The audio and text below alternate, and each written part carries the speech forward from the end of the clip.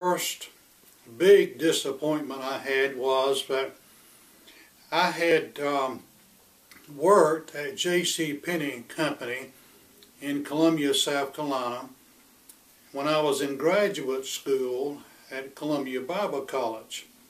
I'd worked in the men's department.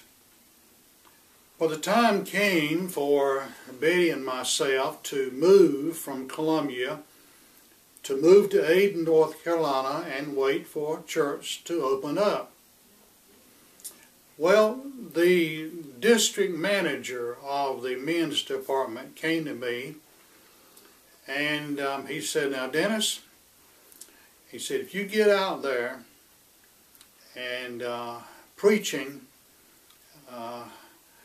just doesn't work out," he said, "you've got a job at J.C. Penney." He said, "In fact, I'll make you a manager trainee and we'll give you a job and we'll take care of you." Well, I really wish he hadn't said that, because when I got to my first pastorate and after 6 months they voted me out, that thing kept ringing in my ears. I've got a job. I've got a job. Just make a telephone call to Columbia, South Carolina. Well, I just sort of moped around the house. And one day my wife said, "I wish you would make up your mind what you're going to do." And I said, "I will." So I got my Bible and I left the house and I went to the church. And I fasted and prayed that day at that altar. And God convinced me at that altar that I was His child. I was called to be a preacher. I wasn't called to work at J.C. Penney Company. And so I nailed that matter down at that altar. Went back home. I don't remember if she said anything or I said anything, but it wasn't but just a couple or 3 days I got a telephone call to go to Charleston, South Carolina. How about that? So the Lord was testing me, and thank the Lord I passed the test. Now, granted, some men might be better off to go to J.C. Penney or Sears or whatever if they had really not called to preach. There have been other times in my ministry. Well, let me put it this way.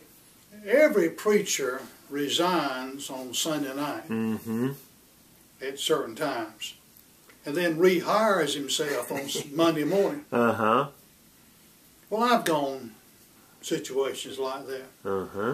I remember I went to work one Monday morning when I was pastoring in Beaufort.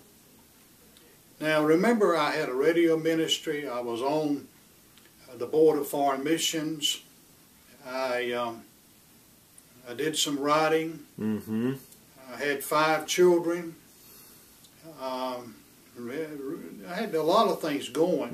And I went into my office on Monday morning, and the first thing that happened, the telephone rang. Somebody, and I don't remember who it was nor what it was, but somebody was just letting me have it. Well, I hung up. Then the secretary came in and she told me about something else that had happened that morning. And I was just getting ready to have my devotions, but I didn't feel like having my devotions. It just seemed like the bottom was dropping out. And so I went to the secretary and I told her, I said, "I am leaving.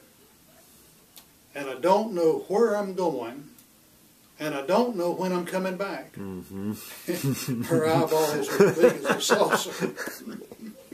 So I left, got in my car. Now here it is, 8:15, and school had gotten started, and everybody's doing their jobs. So I got in my car and started driving.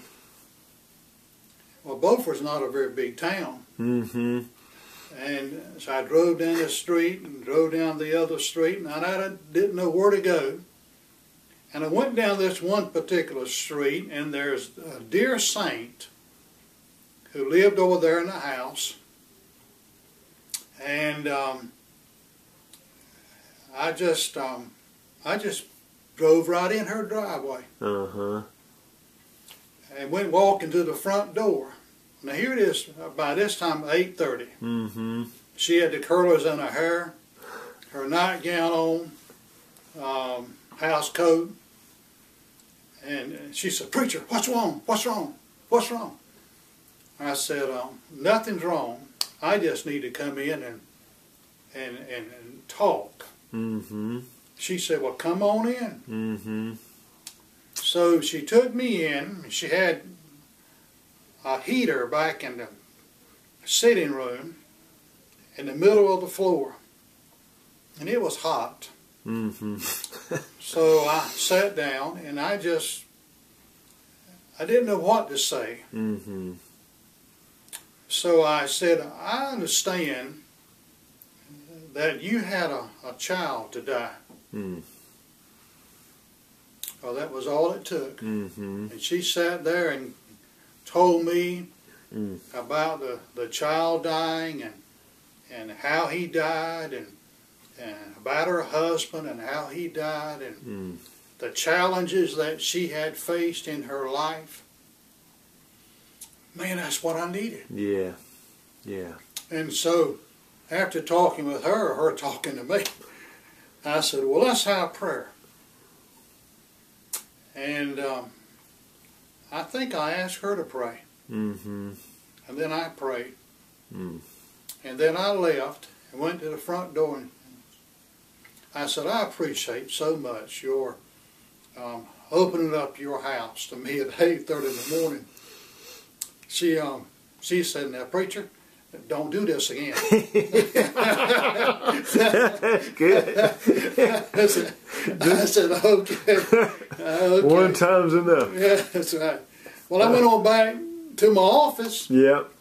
Opened my Bible, had my devotions, and went on about the day's activities, and everything worked out fine. There you go. How about? So there are times like that. And there's something else that I have done throughout the years is that I have done a lot of walking. And there have been times when this individual is a threat to the ministry, or this particular individual has said something that bothers you, or you're trying to work out a program, and things are not working right.